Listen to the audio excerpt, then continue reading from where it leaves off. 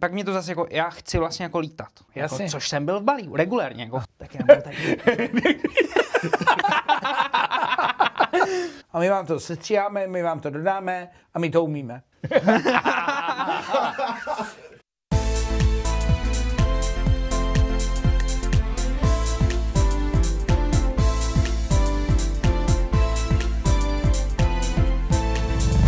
Odkud by si chtěl odstartovat dron? Který místo by to bylo? Mars. Z Marsu bys No si jasně. chtěl. A tam bys to chtěl natáčet. No jasně. Ty bláho, to je skvělý. Hele, svíčková nebo řízek? Řízek s knedlíkem a zelím. Pavlišovák, nebo upičák. Pěkně. Která osoba by byla ta, kterou by si chtěl natáčet? Máš někoho vysněnýho? Máš někoho, koho by si chtěl vyloženě natočit? Ne, nemám. Nemáš nikoho? Ne. Je takový jako what's your dream? Jako, jo? Jaký máš Natočit ten... osobu, ne. Nemáš. Mám že natočit ne osobu, ale spíš jako dělat, jakoby, když bych ten dream jako co dělal, tak je jako stíhačky, rakety nebo rychlé věci. Tebe zajímají vyloženě neživí lidi.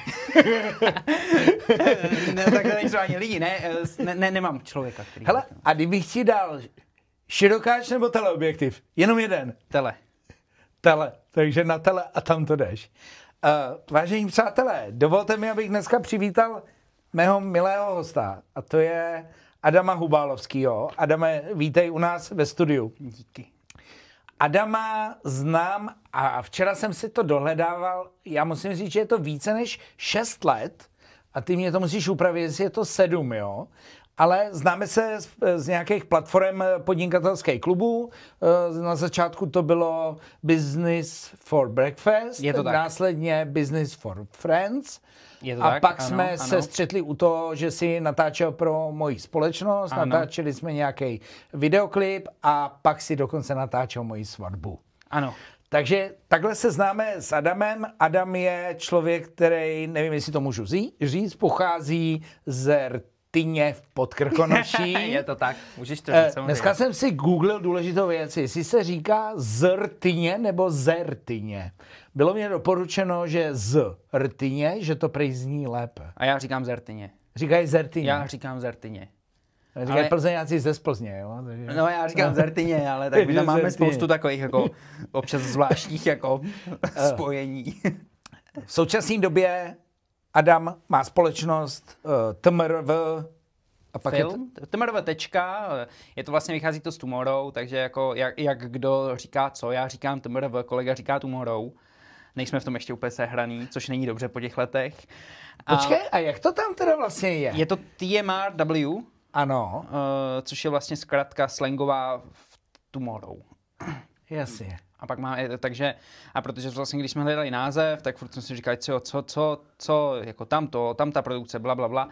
A pak jsme objevili, že existuje doména .film. Úplně, jo, tak to je geniální, takže musíme myslet něco, co bude před tou tečkou. A říkal jsem si, tak jako, že chceme být furt, že chceme jako koukat do budoucna, chceme tak jako držet ty trendy, to byla tenkrát taková jako naše, když jsme byli ještě mladší, před těma 5, 6, nevím, kdy jsme, No pořád jste mladší, jo, opatrně, jo. Dobře, tak když jsem byl vůči sobě, když v podstatě jakoby ještě mě bylo tenkrát 19, takže jakoby předtím ještě tak to bylo, dneska taky uvažuje člověk jinak, ale tak v té době, že koukáme do budoucna, držíme se těch trendů, to jsme říkali, že vlastně je ta naše jako přidaná hodnota v tom videu, tak jsme říkali, OK, tak to bude jako Tomorrow, jakože Tomorrow film.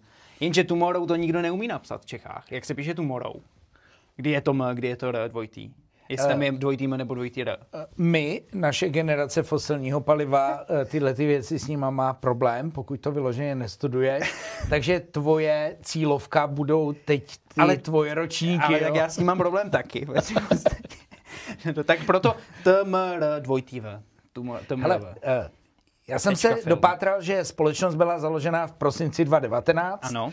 S tím, že ale tvůj start už začal někdy na střední škole. Už během střední školy tě napadalo to, líbí se mi stát za tím objektivem, Ne. něco tvořit? Kdy to přišlo? Jo a ne. Já jsem jako, řekněme, 12 letý jako kluk, to si jako pamatuju do dneška. Byli jsme s rodičema na dovolený ve Španělsku. A tam šli jsme po ulici a tam byli takový ty pouliční prodavači a měli tam takovou tu kravinu, jak máš tyčku, to vystřeluješ na gumičce, a on to pak snáší jak vrtulníčka, svítí to. Taková úplně... Líbí se to dětem a těm rodičům se pak řekne 10 €. Přesně ta úžasná věc. Takže to se mi tam taky líbilo. A mě to jako fascinovalo, jako jak to funguje. A my jsme potom, co jsem se vrátil, tak samozřejmě rodiče mě to nekoupili, že jo. Protože nedají 10 € za takovou kravinu. A já jsem si říkal, tyjo, to je super. Já jsem si začal to vyrábět jako z papíru, víš, a izolepa a tyčka, že jo, no, párátko nebo špejle a izolepa, ono to nefungovalo, a pak gumička, pak to třeba chvíli fungovalo, pak zase ne, pak se to rozbilo. A tak jsem si začal hrát a vlastně úplně jako, OK, letadla. Počkej, ty jsi teda tím pádem jo, mě to fascinovalo, jasně. Mě to fascinovalo, jako jak to lítá reálně, jako. A tak jsem si začal modelařit, nebo tak jsem si začal číst něco o modelařině a o dálkových letadlech. A vlastně tak mě táta koupil takový letadlo, nějaký v hračkářství, já jsem to jako poskládal, hrozná radost, šup, hodil, bum, země, tyjo, letadlo v prčicích. A znova. A já říkám, no tak to ne. Tak a táta na mě, jakože dobrý, no tak co se dá dělat, no dobrý. Půl roku jsem to nechal bejt, že jo. A pak za půl roku, takže to mě mohlo být 11 třeba. Tak ve 12 říkám si, OK, to chci dělat pořádně. Jo, pardon, ano. Už toho bylo hodně, tak jenom... Jo, já mám ADHD, víš, takže občas pak... Vítej v klubu, jsem u kámoše na zahradě, dívám se, že mu tam leží na zemi PET flaška, on mi něco říká o životě, já mám chuť zvednout tu PET flašku a uklidit jí, jo, takže to mám posunutý úplně. Takže střík zpátky, to znamená, letadlo vyletělo nahoru a spadlo dolů. A my jsme půl roku nic. A pak se říkám, pak mě to zase jako, já chci vlastně jako lítat. Ne úplně jako lítat jako v letadlech, že já bych seděl v letadle, ale jako já chci lítat s těma modelama. Takhle mě to napadlo. Long story short, začal jsem si o tom studovat na fórech, začal jsem si číst, pak jsem si třeba po 2 měsících jako dovolil koupit jako letadlo, ale protože zase ideálně jsem si říkal, tyjo, tak jedno jsem rozbil, tak teďka na to musím ušetřit, tak jsem si zároveň na těch fórech čet, jak si ty lidi tenkrát v roce 2012 nakupují věci z Číny. Tak jsem si objednal někde na eBay prostě, nebo to vysílačku, jak tam jsme to zaplatili, viď? A teďka jsme čekali, tyjo, po měsíci a půl to jako reálně přišlo z Číny, bomba úplně, nový svět, jako unlocked. No a začal jsem lítat a vlastně přišlo to, pak jsem na to nějak jako nalepil GoPro kameru, na to letadlo a natočil jsem... Počkej, to už muselo být ale pořádný letadlo, když ti to... No, tak to mělo třeba 1,5 metra. Jo, tak, jo, takže to nebylo úplně letadílko. Ne, to nebylo jako to. Vyřezaný z balzy. Ne, to bylo třeba jako 1,5 metra dlouhý, tyjo. Beta 1400 se to, nebo ne, Bixler, tyjo, se to jmenovalo. Tak nějak. Takže na to jsem jako GoPro kameru natočil, hodil a teďka prostě, mám to doteďka na YouTube kanálu, jsem Adam Hubalovský, že jo. Tam mám prostě to video, k tomu nějaká hudba z YouTube, jak prostě lítám na drtiněj a jako totálně jako neuvěřitelný pocit tenkrát, jo, to prostě jiný svět, jako jiný svět. Teďka, že barák natočit a zahradu a okolí a prostě super. No a vlastně v té době byl boom dronu, takže jsem začal jako s dronama, nejdřív stavět, pak s nima lítat, protože vlastně stavět se to jako, protože Čína to drtila konkurence. Jasně. To, co jsem byl schopný já postavit jako z těch komponentů, které byly dostupné, protože se bohužel, když jsem chtěl jako ne stavět, ale chtěl jsem jako lítat a točit, tak se tím jako nedalo konkurovat tomu, co oni vlastně měli jako all-in-one řešení. Jo. Takže prostě pak jsem přešel jako k tomuhle a v té době jsem potkal vlastně jako zapomenutýho kamaráda jako z úplného dětství, když jsme byli jako malí kluci, jak jsme se jako bavili, pak jsme se nebavili, z Michala Raka. Jasný. A pak jsem si taky zjistil, že jako jste ze stejného jako jsme ze stejného jako, vrchu jako ano, tam kolem Rtyně. No tak 200 metrů od sebe. Jo. Takže úplně stejný vrch a stejná ulice a jenom jiný popisný číslo teda. A v podstatě jako stejný léto narození, ne měsíc, ale léto. Takže tam jsme se prostě jako nebavili, nebo bavili jako malí kluci, pak přestali bavit, pak začali bavit, když nám bylo 14 asi. Zase, bavíme se do dneška, máme spolu tu firmu, Tomorrow, To by bylo jako dobrý, protože když si uvědomíte, že máte společníka, tak by bylo fajn se s ním bavit. Jako. Jo. To my se bavíme, no. Většinou. Ne, bavíme se pořád. I když se někdy nebavíme klidně, protože oba dva jsme kohouti a občas se bavíme to, tak vždycky to jako dokomunikujeme, což je důležitý. A takže tam jsme pak spolu začali a Michal jako, že se mu to líbí a že bude točit, tak jsme začali vlastně točit na zemi. A pro mě jako, protože jsme oba byli podnikaví, tak když nám poprvé za to někdo nabídl peníze, za to točení, tak zase jako... Kdy to bylo? Kdy byly ty tvoje první kačky? Hele, viděl jsem první dolar. V 16 za nějaký lítání drobný. Aha.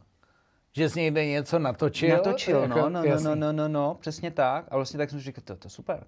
Hele, a pak takový jako to následný, co pokračovalo, to znamená, vás napadlo, jdeme točit svátky narozeniny, nebo už rovnou svatbu, nebo... Co byly ty první začátky, které tě inspirovaly k tomu, že dodnes se s tím živíš, máš úspěšnou společnost společně s Michalem, aby jsme ho neopomíjeli, pozveme si ho třeba příště, on zase něco práskne o tobě. No právě. Takže já bych to nedělal, je potřeba to vyvážit. Ne, šance byla, že bychom vás pozvali oba, jo. A pak říkám, ne, to je dobrý je rozseknout. A pak si člověk může udělat a porovnat, jo. To znamená, ano, je to věc, která mě baví a hele, jsou z toho, generuje to peníze, chci se tomu dál věnovat. Tak co byl ten další krok? Co budu natáčet? Komíny nebo svatby nebo... Ty brďo. Maturitní plesy, jasně. Maturiťáky. A protože my jsme byli tenkrát jako draví a jako zjišťovali jsme si tak po Google, kolik to tak stojí, tak jsme prostě a zároveň jako takový, jako, že jsme to měli trošku u salámu, tak jsme si prostě za to reálně tenkrát řekli to, co si za to říkala konkurence, když jsme to vlastně jako neuměli. Jasně. To bylo 12 000 korun v roce 2017 nebo 16, něco takového. To jsme se byli v balíku tím pádem. Což jsem byl v balíku. Regulérně. Jako v té době to bylo, když jsem slyšel, že spolužáci na brigádách dělají 120 korun za hodinu a my tohle máme za večer a postprodukci, to byla paráda. Jasně. Sen. A pak jsme říkali, tyjo, ale to je těžký a ty jsou jenom v zimě. Střih. Neklepej. Ty vole. Hele, tady je to dobrý. Tak já mám taky. Takže jsme vydělali nějaký takovýhle tkačky z toho. A to bylo super, protože a mohli jsme si koupit foťák. Jsme si koupili foťák. O jakých cenách se třeba jakoby bavíme? Co to znamená v té době si jít koupit foťák? No my jsme taky hledali, chtěli jsme už jako dobrý foťák. Tak jsme si prostě jako ty pubertáti, tak jsme si koupili za 50 000 foťák. Wow. Jo, prostě udělali jsme 5 plesů s nějakým jako Nikonem rodinným a pak jsme šli a dáme za to se kupovalo auto i taky se dalo koupit za to?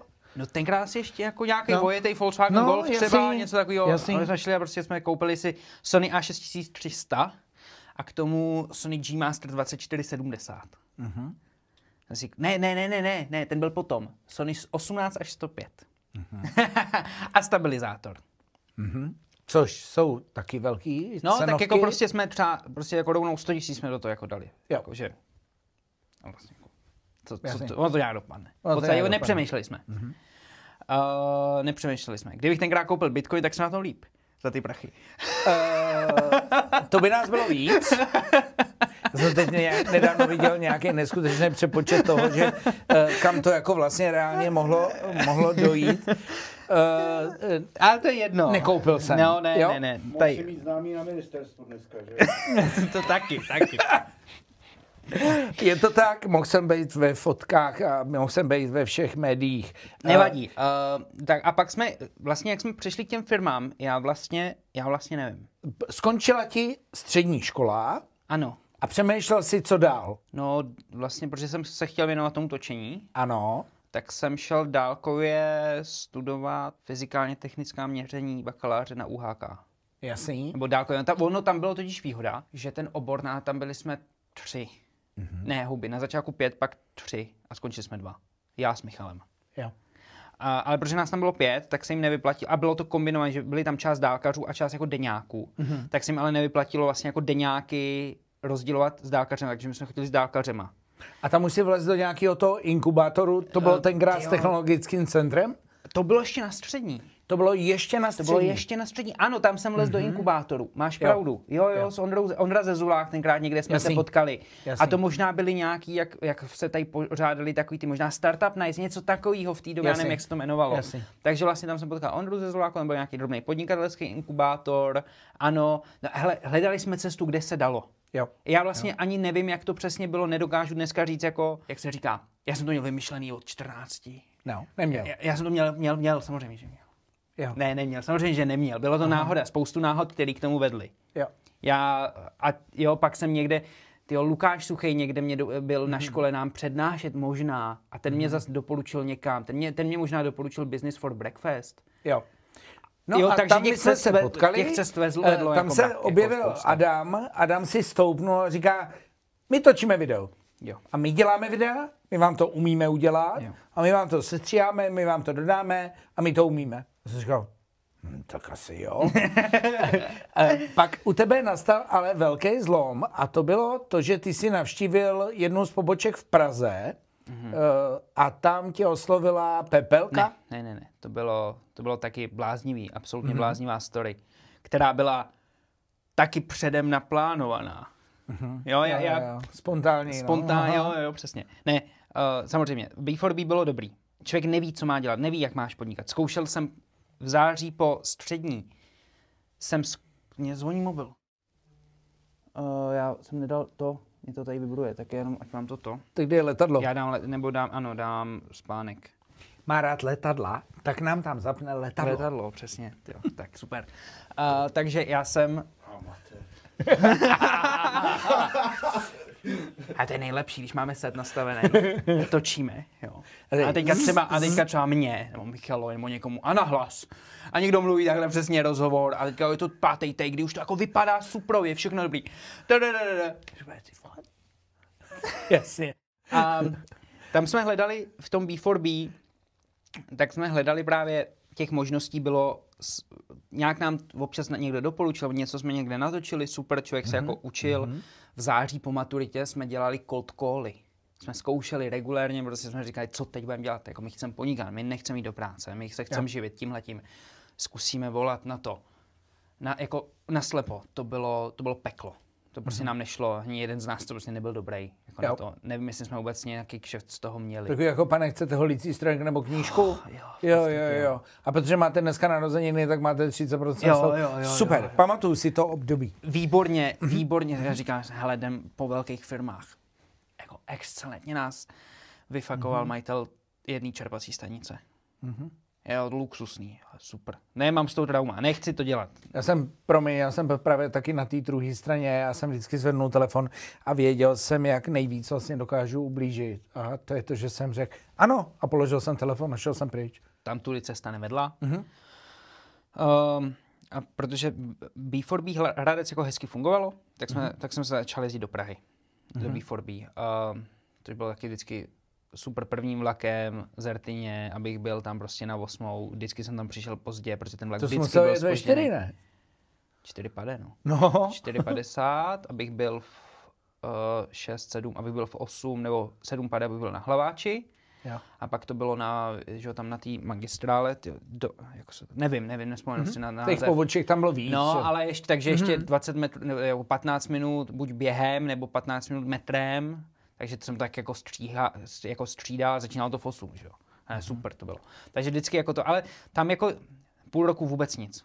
A najednou mně přišel e-mail z Pepelky, což bylo zajímavý, že mají nějakou poptávku. Tak jsem měl na tu schůzku, oni, že mají poptávku na nějaké jako interní věci, na nějaké školení, jako veliká zakázka, největší v té době, absolutně největší. Tenkrát prostě úplně jako deal breaker pro nás to byl. V podstatě ten host nás doporučil do té PPLky, do toho výběrka. Takhle to bylo. Jo, ne, že přišel někdo z PPLky, ale ne. Ten host nás tam... vím o někom, Přesně tak to bylo. Šel jsem tam podruhý, už s tou kalkulací, s tím rozpisem. Nemůžu říct, za kolik to bylo, ale bylo to za jako velký kšeft. Budeme tomu říkat, takže to je jeden z projektů, na který jsi hrdý. Přesně tak. Jo. Já jsem to měl jako excelentně připravený, ve smyslu opravdu, jako... Protože mě tak strašně na tom záleželo. Vlastně jako, že to byla ohromná šance. Já jsem to měl jako ohromnou šanci. Strašně mě na to záleželo. Že jsme měli rozepsaný do položky, za co to bude, jak to budeme dělat a tedy a tedy. No, tak děkujeme, nashledanou. My o tom budeme přemýšlet. Týden, to mě takhle klepala noha. Fakt týden jsem jako nespal, byl jsem jako nervní, jak před maturitou, jak před zkouškou, celý týden. A pak jsme jeli z jednoho točení, to si pamatuju s klukama, jedem z točení, zvoní mě telefon, jo. Pane Hubalský, tak jsme nás vybrali. A já jsem se nemohl nadechnout. já jsem nevěděl, je to takový, že hrozně si to přeješ. Pane bože, hlavně to nedopadne. Co budeme dělat? Trochu jo. Aha. Trochu jo. Jako my jsme to měli vymyšlený, všechno. Ono, nemůžu říct, že jsme to jako fejkovali, to ne. Jenom to prostě bylo v tom objemu. V tom objemu to bylo prostě 15 videí, který se točilo za 3 týdny natočeno, potom vlastně jako do 2 měsíců zpracováno. Takže to bylo jako ohromnej jako balíček, který musel být jako splněný, protože jim na to navazovaly nějaký aktivity. Jo. Takže vlastně to bylo... Já jsem jako věděl, že budeme muset zatnout zuby, všechny zuby a prostě jít do toho naplno, aby jsme to dali, ale vlastně zároveň jsem měl, že to je ohromná příležitost, jako ohromná. Takže jo, tak jsme vás vybrali. Já si pamatuju, že jsi jezdil i s řidičema vlastně, abyste... A to bylo jedno z těch točení. Abyste nacejtili i jak vlastně řidič Pepelky funguje, abyste nacejtili. Já jsem tě viděl na okruhu v Praze. V Praze jsme se potkali. Před Černým mostem. Takhle jsme se minuli, vidím to jako dneska. Jo. A říkám, Adam natáčí za jízdy, jako.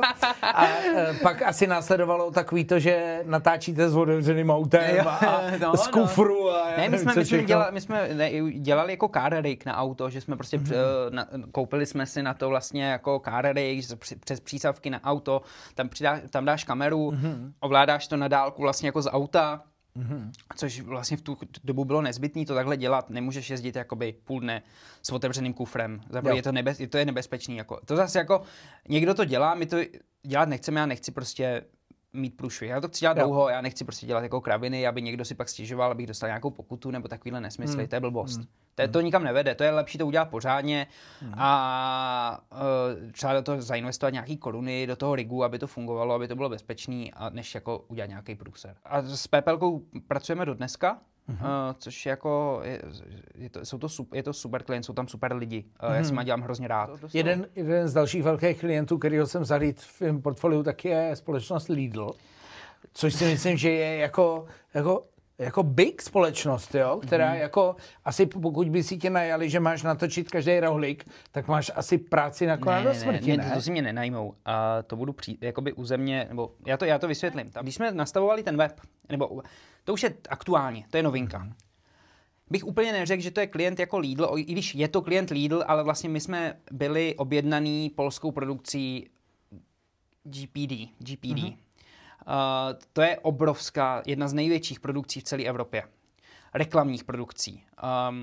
A oni dělají Lidl celá střední Evropa. A dělají pro ně úplně všechno. Jo. Oni jsou, to je fantazie, to vidět. Jak oni pracujou. Je tam víc jak 2 lidi, jo? Je jich tam 40 třeba, nebo 50 na tom shootu a vlastně jako všichni to jsou v podstatě kmenoví, nebo většina z nich jsou kmenoví zaměstnanci, takže to jako je, a znají se, makají spolu prostě x let a to jede jak namazaný stroj. Jako my makáme takhle ve 3, jakoby s klukama, co takhle makáme x let, tak oni takhle makají ve 40, je to fantazie, to je orchestr. Prostě světlo ví, kde má stát, zvukař ví, co zvučit. Přesně, jo, kameraman ví to, gripáci vědí, co mají dělat, přijedou tam prostě auta, 5 dodávek, z těch 5 dodávek vyjedou vozejky prostě s hotovýma kameraman vezme kameru, ví, kde si ji má, zapnou, jako to. Rozumím. Jo, ale prostě a jde se. Piloti F1. Jako jo, bomba, úžasný, fantazie, koncert. A my jsme vlastně pro GPD, my jsme dělali jako lokální produkci. My jsme jim zařizovali Basecamp, v podstatě zázemí, generátor, záchody, jo. Camp, catering a vlastně českého zvukaře, a protože tam byli český lidi a českého asistenta directora, což byl vlastně Michal, protože on dělá directing jako u nás. Takže tady si udělal asistenta directora, aby vlastně byl ta spojka mezi jakoby polským directorem a DOP a vlastně českýma lidma, protože tam byli ty, že na té farmě byli komparzisti, kteří nemluvili anglicky. Jo, byly to prostě, že jo, ty sbírači třeba chřestů, tak ty nemluvili anglicky a byli, takže na ně prostě se křičelo česky a potřebovali tam takovýhle člověka, který to bude pro to jako spojovat. Hele, jede se to, Adame, jakoby řeknu, když jsou takhle profesionální týmy, jede se to na první dobrou? Jakože, že opravdu jsou tak profesionální ty lidi, že není důvod některé věci opakovat? Ano i ne, tam ta profesionalita spíš působí, já to dám na příkladu. Jako takovýhle gigant fascinující versus jako třeba my. Já jsem říkal, my bychom to taky natočili. Samozřejmě, že bychom to natočili. Ale natočili bychom to za 4x tak delší dobu, než oni. Ale ne třeba v tom, že bys natáčel ten záběr 4x díl, ale že bys to připravoval 4x díl. Oni tam mají to ohromné množství lidí, tu znalost té techniky, tu sehranost vlastně s tím nástrojem, jako jak ví kdy, co, kde a jak to jejich funguje. My, kdybychom chtěli pracovat s takovouhle technikou, tak jedeme. Tak za první, jedu do Prahy do rentálu, tam si ji půjčím, jeden den se s ní učím, stejně s ní neumím tak, jak bych s ní měl umět. Jseš rozklepaný? Přesně, držím v ruce kameru za 3 miliony, takže jako nejsem s tím úplně jako sehranej a pak jdu s tím točit. Pak jdu na ten plac a jdu nastavovat světla. Ale jdu je nastavovat jako, ale než co my je nastavíme, tak to trvá nějakou dobu, tak to trvá mnohem delší dobu, než prostě, když tam přijedou takováhle jako produkce, nebo když tam přijedou, když prostě spolupracujeme s klukama od Světel, který prostě přijedou s dodávkou, kde znají tu svoji techniku, tam si ji pozbírají, tak letí tam nastavy a svítíme. Takhle, tam to funguje. V tom je ten ohromný jako rozdíl. Takže ne, jeli se tam 3-4 tejky. 5 tejků. Ale vlastně ten čas mezi těma tejkama byl takovýhle. Rozumím. Mezi těma tejkama. Děkuju, že nás sledujete. Spousta z vás, kteří sledují naše videa, tak nám ještě nedalo odběr. Tak vás poprosím, dejte nám odběr. Pokud vás to zajímá, tak určitě nám dejte like. Mým dnešním hostem je Adam Hubálovský, kterýho zpovídáme. Dole v popisu naleznete odkaz na jejich společnost TMRV. Najdete tam spojení, najdete tam e-maily, najdete tam webové stránky. Pokud by vás zajímalo i případně nějaká možná další spolupráce. Vrátím se zpátky k tomu natáčení. Co z nejdražšího držel v ruce? 2 miliony. 2 miliony. Výborně. Co nejdražšího si rozbil? 15 000. 15 000. Co to bylo? Dron? Světlo. Světlo. O víkendu. Teď o víkendu. Takže máme čerstvý zážitky, máme to tam, dobrý. Jo. Hele, řekni mi, když natočíš celou svatbu a teď přijdeš a řekneš, já to tam nemám.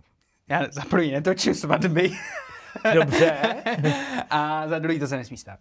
To se nesmí stát. Ne, nesmí. Už se ti někdy ale přesto stalo, že jste něco natočili, ty jsi jel do postprodukce a řekl, hele, ty Blaho, to musíme dát ještě jednou. To je fakt špatný. Jako. Ne, nestalo. Gratulace, zůstaň u toho, ano. Až se tě na to zeptám za 10 let, chci stejnou odpověď. Já doufám, že ji dostaneš. Ne, my na to máme proces. Za prvý, takový úplně základ je, na té kameře natáčíš duálně na karty. Přes 2 karty a to je jako jistota. Když se ti jedna korupne, furt máš tu druhou. A v momentě, kdy se ti jedna korupne, tak ten foťák ti to řekne, že je koruptlá.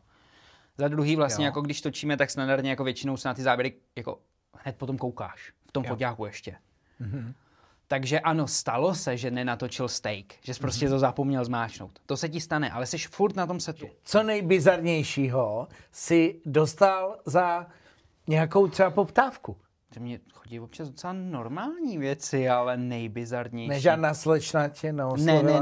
Ne, bohužel, asi jako, bohudík, já nevím. Jasný. Protože nefotíme, tak nefotíme akty, jo. Proč?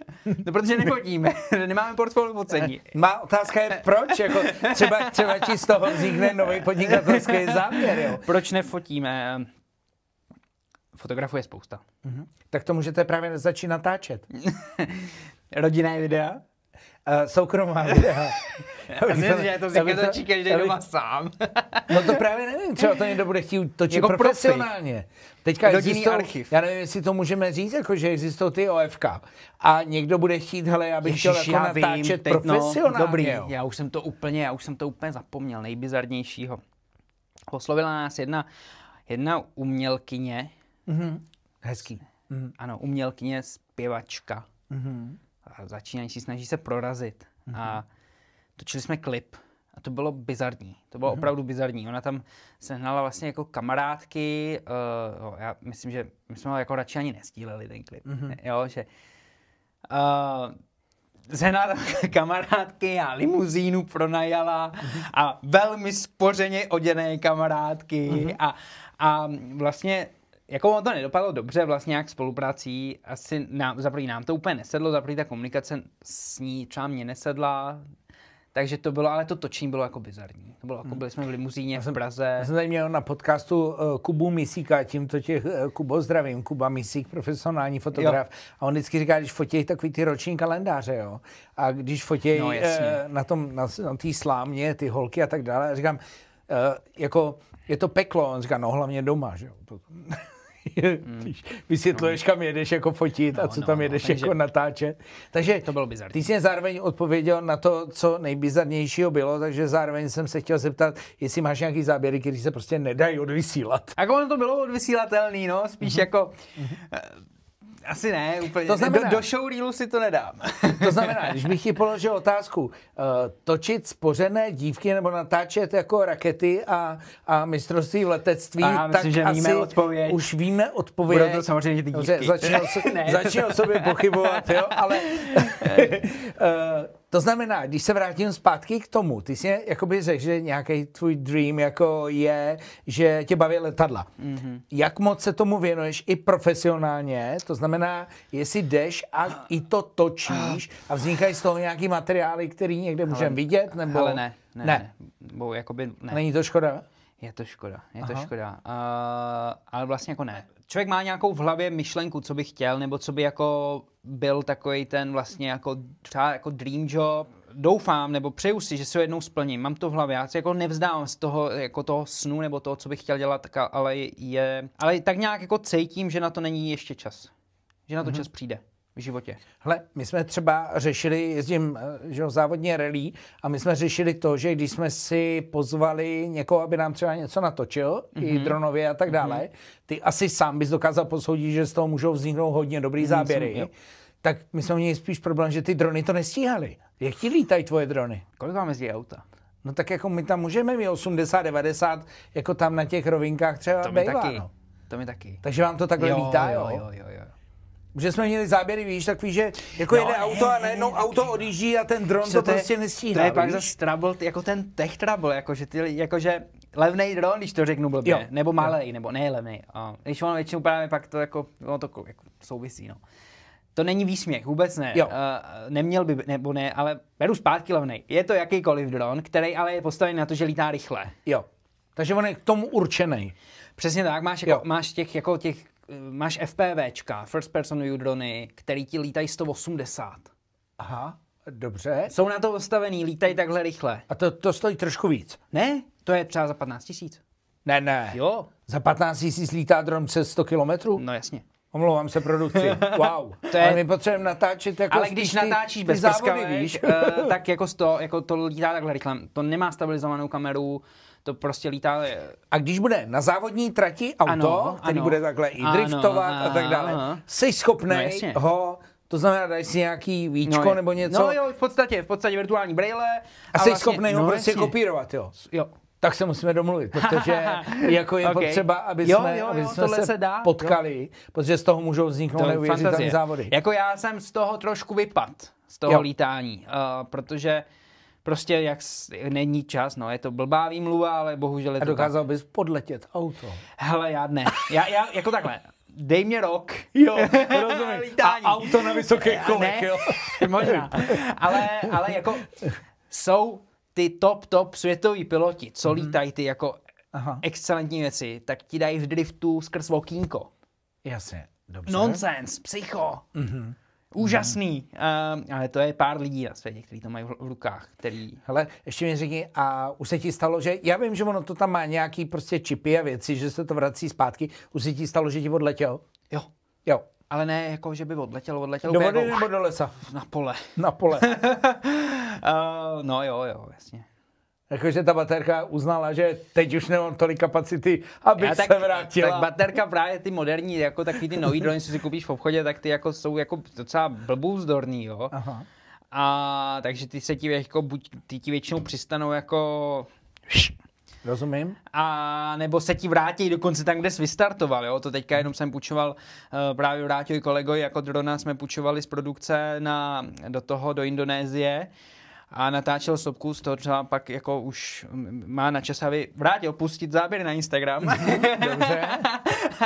A Letěl do sopky, jo? no, natáčel sopku, tam je ten ikonický pohled Jasně, na tu... Batur. Jo. Jasně. Myslím si, že to je ono, takhle ty tři krátery.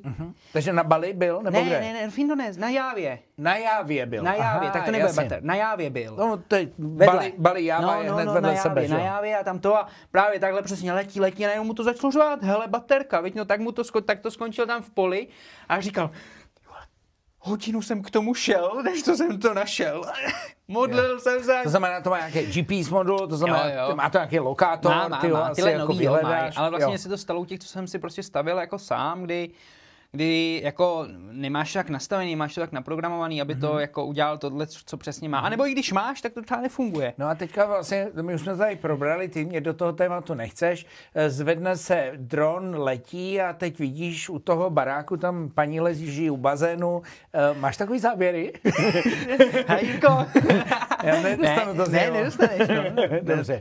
Takový záběry prostě neexistují. Neexistujou, ne, vůbec. Pochopil jsem, že v České republice a obecně, i všeobecně, nemůže lítat kde chce. Je to tak. Už vidím, jak cestuju po světě, tak vidím spoustu těch míst a lokací, kde je teda přeškrtnutý ten dron. jo. Nejlepší návštěva, která se sama obslouží. No. A to znamená, máš nějakou licenci, ty licence těch je taky nějak víc druhů. Je to tak. Těch pilotů máš A1, A3, to jsou v podstatě na to, ono už dneska bys musel lítat jako s běžným modelem na louce, musíš si udělat jako jakousi certifikaci. On to je jako online test na webu. Jo. To znamená, jakýkoliv realitní makléř, který si koupí nějaký malý DJI, vytáhne ho z kapsy a prolítává si svoji vlastní nemovitost, tak by neměl, ale děje se to.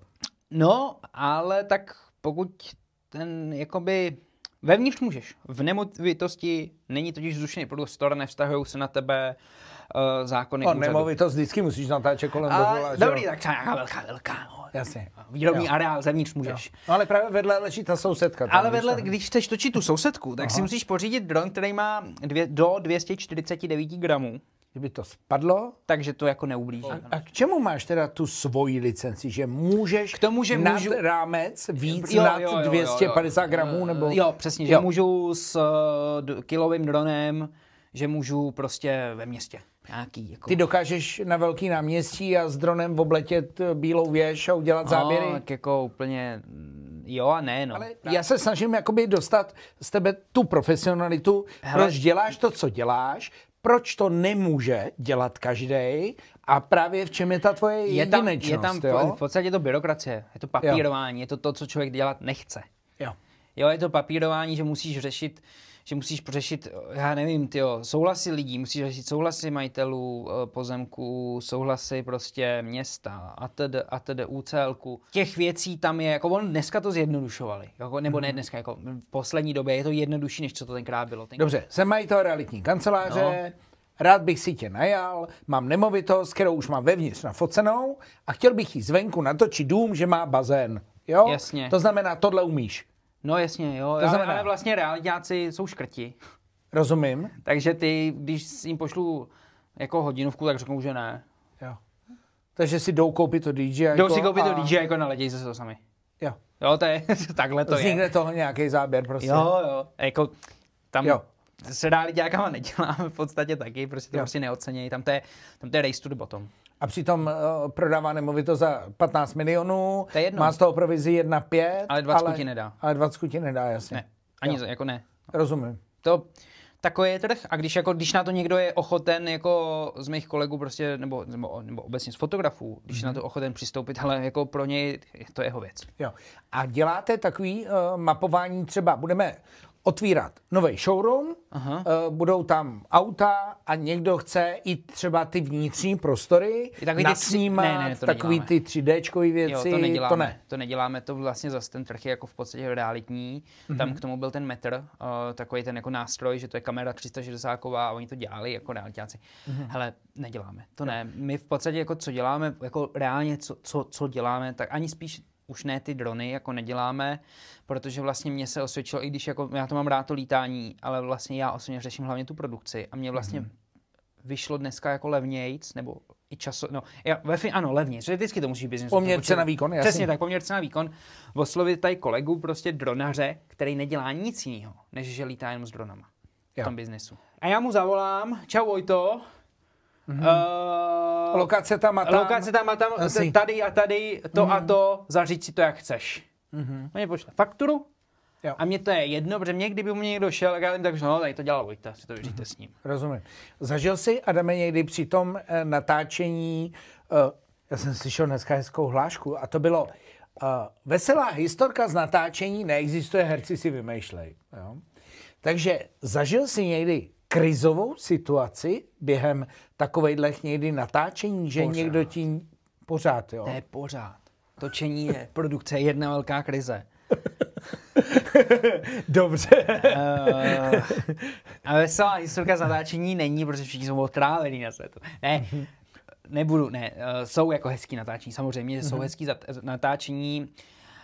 Věřím tomu, že když se točí vlastně jako série, nebo dlouhodobý filmy, kde ten crew je prostě spolu funguje na bázi toho, že točíš jako že točíš 3 měsíce, 5 měsíců, rok něco a vlastně jako jedete spolu to, takže se zase spolu zžijete a že už je tam jako spousty té srandy. Už jste tým, přesně tak. Jako stejně jako my máme s kolegama jako srandu, my se bavíme jako na tom natáčení, to je jako radost, ale vlastně řešíš tam krizové situace pořád.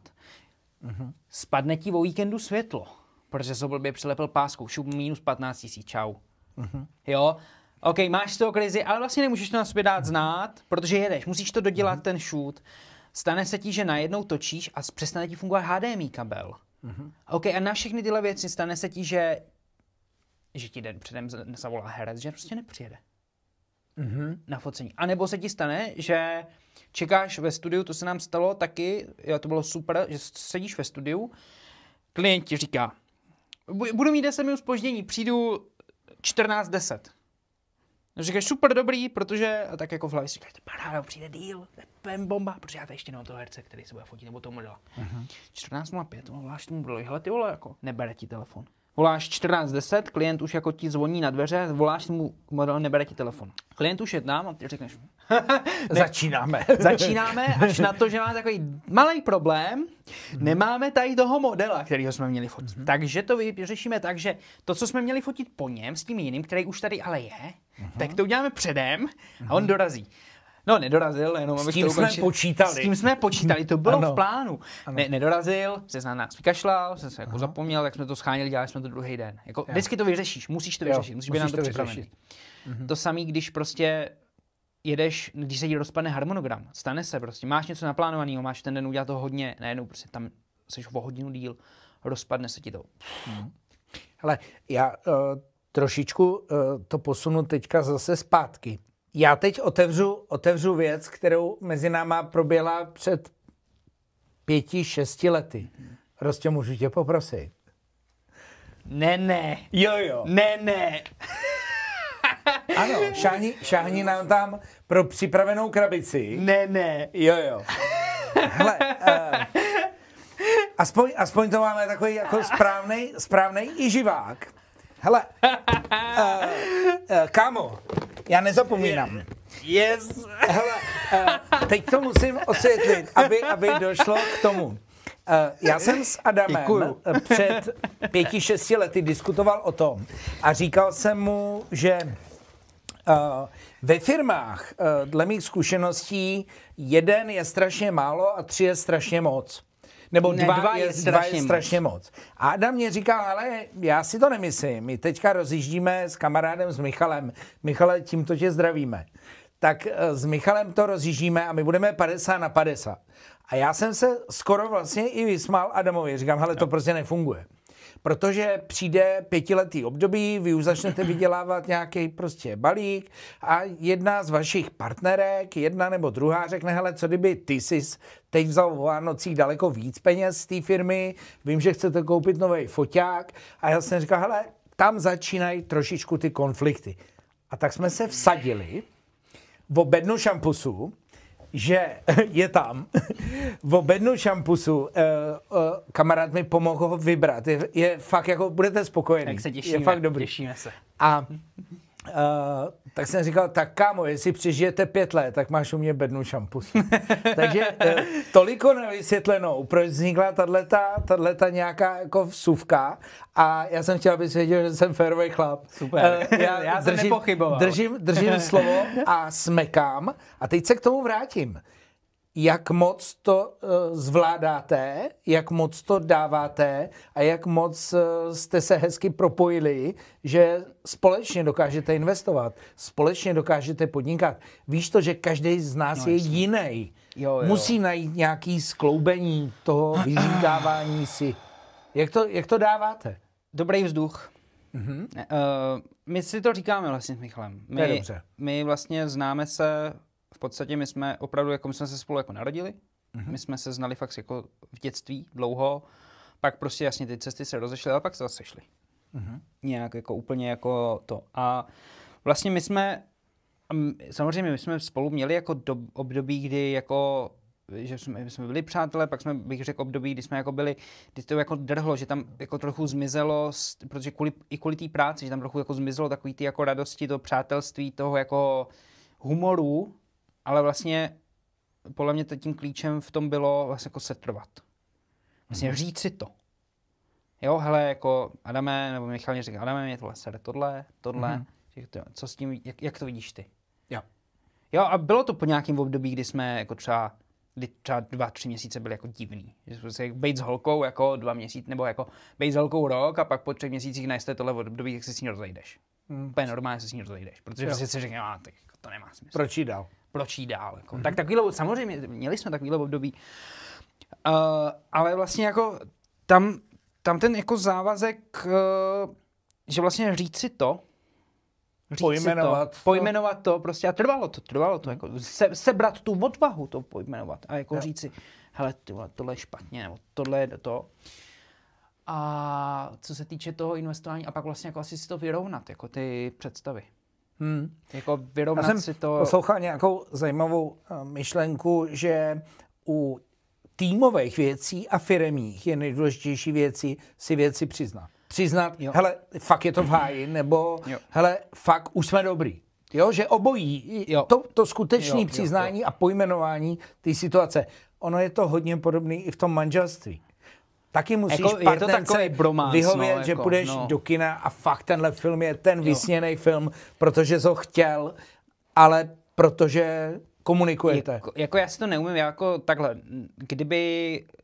kdybych neměl, nebo kdyby jsme nedělali s Michalem ve dvou, tak já už dělám něco jiného. Jo. To je fakt. To znamená, i jste se podrželi. Držíme se. Jo. Furt. Jo, jako já vlastně, a já si myslím, že vlastně, a je to i druhá věc, a to je důvěra. Já mám prostě v Michale absolutní důvěru. Jo. Jako absolutní. Tam já, kdybych šel prostě, řekl bych, hele Michale, ty vogo, tady je nový třeba business plán tady v něčem a taky to trvalo to vybudovat. Jo? To ne, že bych jí měl, když jsme začínali tenkrát, to bylo jako takové, jako to bylo, tak samozřejmě jsme vydrželi, protože jsme chtěli Jirkovi dokázat, že jako to dáme, jo. 5 let musel podnikat, aby si viděl na bednu. Abych jako dal bednu, to samozřejmě jako to je. A teďka volám Michalovi, že končíme se, že to balíme. Čekám, jdu za tebou. Tak si ťukneme na ten konec. Budeme bezva mejdan, tak, co jsme si. Já nezdar. Ty 3 flašky, já 3 flašky. Ale možná, kdybyste spolu vypili, tak by se to zase srovnalo. Jo, přesně. No, ne, jo, jako je to o tom. Takže vlastně je to v tom, že jako kdybych, a vlastně mám důvěru v tu jeho práci. A i v to, jako je člověk, že vlastně vím, že když se něco řekne, že se to splní, že se na to může člověk spolehnout, že mu řeknu, hele Michale, to. A že jsme si rozdělili ty věci, co kdo dělá, že vlastně kdybych šel podnikat cokoliv jinýho, tak věřím, že prostě s Michalem by to, nebo kdyby Michal šel podnikat cokoliv jinýho, takže vlastně jako by ten tým jako dával smysl. Jo. A zvlášť třeba v tom podnikání, jako já bych nemohl podnikat sám, já bych byl osamělej. Já bych to prostě, jako reálně, já bych měl na Netflix celý den. Jo. To znamená, je tam i to, že mít ten nekomfort toho, že řekne, hele, pojď, máknem. Yes. Protože člověk má tendenci lenivět, nebo nedělat, prostě jdeš dolů, vyhoříš a tak dále. Ano, jo. A že já jsem třeba to období měl. Michal jako je dobrý, ten mě drží, možná já to přiznám, Michal mě drží jako občas víc než já jeho. Hele, já jsem jednou o tom se bavil s kamarádem, když děláme na nějakých autech. Když děláš sám, uděláš 100%. Když děláte 2, uděláte 300. No. Jo, že někdy ta týmová práce tě dokáže vybičovat takovým věcem, jo. že uděláš víc. Jo. Já to znám podle sebe, já funguji taky pod tlakem. Jo? Jednu nabídku zpracovávám celý den a 5 nabídek hodinu. No jo, tak to mám stejný. jo, ale zvlášť takový to, když řekl, že tu nabídku pošleš do 4. To vítáme v klubu všechny ADHD a všechny autisty. Je 15:20 a si říkáš, ojaj. No, je to náročný, no. ale ty nabídky jsou vždycky nejlepší. Hele, jako. Máš nějaký plány, vize nebo nějaký třeba recept na to, jak přijímat nový pracovníky, nebo kde by ses viděl, já to nemám moc rád, ale kde by ses viděl za rok, za 5, jo? Já to neřeknu. Neřekneš to? Já to neřeknu. Žiješ teď a tady? Hele, to taky ne. Každopádně já nějak vnímám, že vlastně věci, co jsem si řekl, jako já vím, že chceme, nebo cílem té firmy, co máme s Michalem, je stabilizovat to. To je naším cílem teď. Ve smyslu, protože ta videoprodukce, nebo obecně focení, to je prostě jako project based, jako zakázkově. Že každá zakázka, dostaneš zakázku, jo, máš win, hurá, yes, vydělal jsem prachy a další měsíc. Co dál? Co mám teď dělat? Takže život, nebo život, obecně v té práci, aby se prostě ten život dal pohodlněji nebo jako spokojeněji ho žít, je vystabilizovat si to podnikání. Na tom teďka pracujeme. Jak moc tě ovlivňuje AI? To je kámoš, ne? Je to kámoš? Nechci říct kámoš. Dnes je to jako tool, je to ohromný nástroj. Jo. Jako stres, jako furt. My vlastně všechno, nebo ne všechno, jako spoustu věcí tím děláme, retuše tím jako pomáháme, ale to není jenom AI, ta textová, co prostě je jako známá. Srovnat si ty píky. No jasně, ne, je to prostě, je to ve Photoshopu je AI, do DaVinciho dávají AI v podstatě. My jsme rádi, že máme jako produkci komplexní. Já jsem rád, že nejsem jako jeden člověk ve smyslu... Natočím, tady to máš na flešce. Asi ani ne, spíš jako třeba jako překladatel nebo grafik. Jo. Já jsem měl velmi nepříjemný jeden hovor, a nevím, rok zpátky mě volá, prostě jako my jsme dělali nějaký překlady titulku třeba 2-3 roky zpátky. A volala mě právě ta paní z té překladatelské agentury nebo firmy a hele, pane Ubalský, nemáte jako nějakou, jako překládáte furt? A říkám, no jako jo. A jak překládáte? Říkám, přes AI. Ona, to mě říká teď každej. Caption. Jo, to bylo vlastně nepříjemný, ale byl jsem rád, že dělám to, co dělám, že to ještě jako nějakou dobu vydrží. Takže my to dneska se to snažíme využívat, jako, nebo my to využíváme tak, aby jsme jako vlastně ty procesy zrychlovali, aby jsme tu práci zrychlovali, odváděli stejně dobře, anebo líp za kratší dobu. K tomu to je super. A co přinese budoucnost, to se uvidí. Já jsem jako v tomhle jako optimistik, ale zároveň jako doomer, že jako já si umím představit jako budoucnost, kdy to bude fakt jako krásná utopie, umím si představit budoucnost, kdy to bude jako nepříjemná dystopie. Víš, oni jako říkají příklad pro můj kanál prostě a pro moje pořady, které jsou Enjoy Life, tak já říkám, že abys mohl fungovat a rozjíždět se a stoupat dál a být lepší a lepší, tak si chci naprosto zachovat autenticitu. Ale teď řekneš, ten projekt, abych udržel, potřebuji nějaký prostě monetizace z toho, aby se to zaplatilo, koupila se nová kamera, nový nábytek a mohli jsme ti koupit příště taky bednu, jako jo. Ale najednou zjišťuješ, že abys měl větší portfolio a odběratelé, tak bys to měl zároveň dělat v řečovém modulu. A teď už mi kamarád ukazoval, jak na to pošle nějakýho robota. A ono i tu pusu během natáčení mluvím korejsky. a náš program jednou bude přeložený Hele. do 30 řečí, To je právě ten... protože získám view a získám odběratele a získám prostě najednou sledovanost, protože to bude sledovat Amerika, ne Česká republika. No jasně. Ono dneska to je nejhorší, co to kdy bude. Mhm. To je právě ta myšlenka, s čím jako, co lidi přijde, že lidi nechápou. Nebo nechtějí si přiznat, já nevím. Že vlastně to, jak si dneska řeknou, jako a jo, to nikdy nenatočí film, nebo to nikdy za mě nenapíše knihu, nebo teď jsem četl krásný článek na Seznamu, kde jako překladatelská unie si stěžuje, že AI nikdy nepřeloží knihu tak, aby jak to ten autor cítil. Jako já s tím jako definitivně nesouhlasím, protože jako větší kravinu, podle mýho názoru ten člověk jako nemohl říct větší kravinu. Jmenoval ten název, já to neznám. Jo, já taky nevím, já čtu tenhle jako mainstream, mě to baví, jako to je prostě taková člověčíka, jak říká Petr Mára v podcastu. Jako to prostě podle mě totální nonsens, protože jako jazykově, já si pamatuju ten jako moment pro mě byl, když vyšla ta GPT-3 5. My jsme totiž rok předtím vlastně s jedním známým, nebo jeden známý říkal, že vyvíjí pro markeťáky jako nějaký software, že to vlastně bude využívat prostě neuronové sítě a že to bude propojovat jako myšlenky a nabízet těm lidem jako nový koncepty jako myšlenek a tedy pro ten marketing, protože o tom marketing je jako třeba takový ten jako brandový marketing. Jo, nový koncepty vymýšlet, jako spojovat si takový ty nespojitelné věci, které jsou ale pravdivý, aby prostě těm lidem to ukázal a že na to jako vyvíjí software. Asi půl roku na to vyšla GPT-3 5 a měl to takový ten hrozný boom od chatu, že jo?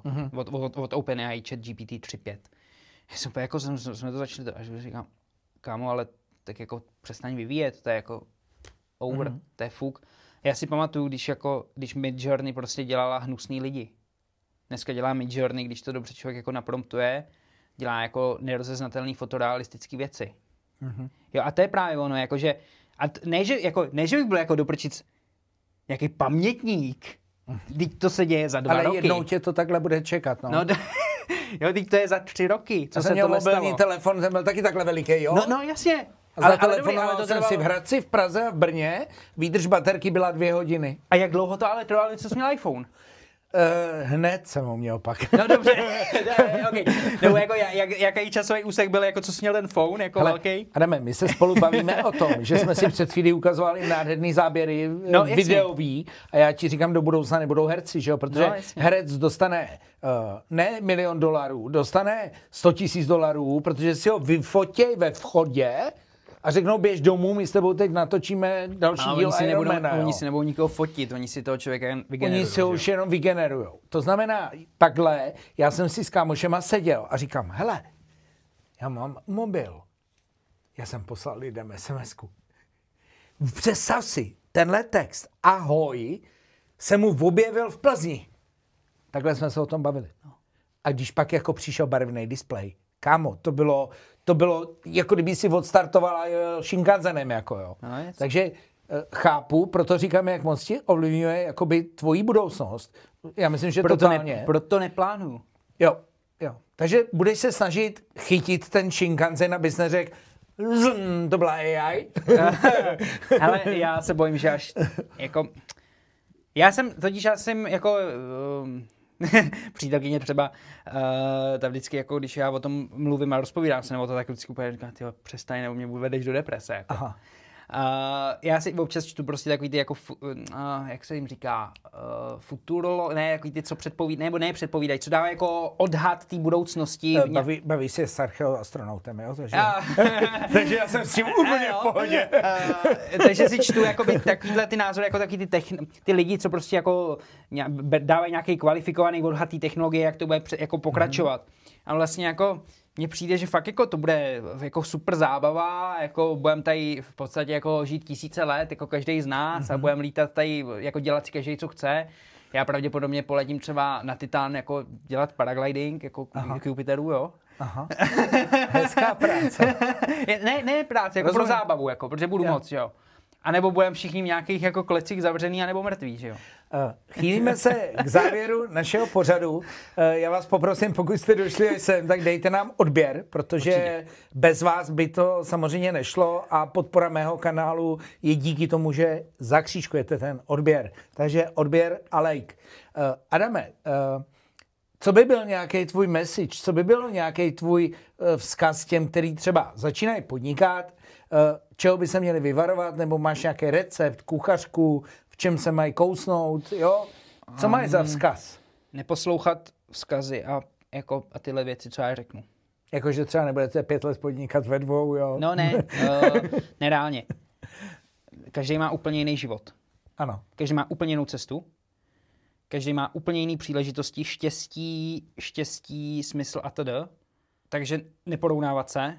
A vlastně jako já neřeknu lepší asi radu, než jako najít si něco a puste si na vala How to get rich. Ale ono to není how to get rich ve smyslu jako jak získat peníze, ale spíš jako how to build wealth. Takže to vysvětluje tam jako fantastická audiokniha, nebo je to online na YouTube, 3 hodiny, superová věc. Je to spíš o pochopení, ono vám to nedá recept, nic vám nedá recept, jak podnikat, jak být úspěšný. Podle mě nic neexistuje, nic takového. Spíš vás to nějak třeba nasměruje a je to o tom, že musíš si jako najít tu cestu, najít si tu příležitost, maximalizovat ty šance, snažit se a tak dále. Na závěr, jak ty si užíváš život? Seš v pořadu Enjoy Life, jo? Tahle otázka tady vždycky musí zaznít. Jak ty si užíváš život a co to je pro tebe to užívat si život? Jsem čekal, že tuhle otázku stanu na začátku. Ano, tak já jsem ti úmyslně tě nechal rozjet, abych tě nezhasnul, víš? Teďka mě to baví, teď si to užívat, teď si užívám život. Já si užívám život, já jako, je to takový, já rád koukám na televizi, seriály, já si to užívám. Já rád jím dobrý jídlo, já mám takový světský radosti. Já mám rád dobrý jídlo, já mám rád dobrý hovězí, Jasně. Já miluju prostě dát si blbej donut z krámu a prostě si ho v autě na sedačce vychutnat. To sladký nezdravý. Jo, miluju prostě, ale tak jako takový ty prostě drobnosti. To, co si prostě uděláš jako radost, jo, že... Doporučím ti seriál, jako teď jsem na něm ulítával, je to takový typ, že vypneš ten díl, je to 4 série, vypneš ten díl, no a najednou je 3:30 ráno, protože chceš vidět další. To nemiluju taky. Takže prosím tě, seriál Goliáš. OK, děkuju, super. Jako, hotovo. Jo, a mám rád, jako, a rád se koukám na hezký věci. Ať už to je v reálu, samozřejmě jako příroda, prostě výhled. Miluju výhled, proto jsem lítal, protože tam máš ty výhledy. Jo, miluju koukat na hezkou architekturu, na moderní věci, jako nebejt jako tak si užívám život. Děkuju moc. Taky děkuju. Adame, děkuju, že jsi přišel do mého pořadu. Jsem moc rád, že jsi se podělil o nejen začátky podnikání, ale i to, co tě v životě provází. Vás diváky děkuju za sledování dnešního dílu podcastu s Adamem Hubálovským, kterým byl mým milým hostem. Děkuju. A děkuju za odběr a nezapomínejte, enjoy life.